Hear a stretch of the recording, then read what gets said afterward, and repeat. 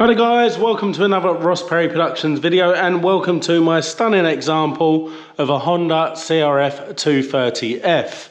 Now this is actually a 2013 model, which is one of the later ones made. However, it still has the standard forks, still air-cooled, still has a rear drum brake, and of course it still has the carburettor. Now on some of the forums and Facebook pages I've actually noticed there's some confusion over the choke positions on the carburettor.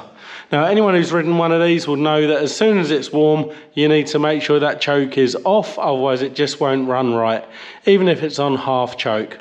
So I'll just show you the choke positions now. So looking from the left hand side of the bike through to the carburettor here, you can see this black lever.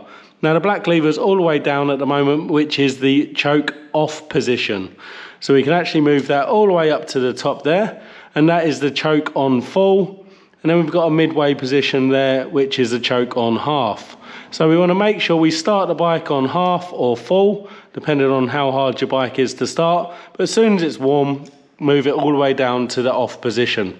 And that's how easy it is. If you found this video helpful, please give me the thumbs up, leave me a comment down below, check out some of my other videos and subscribe to my channel.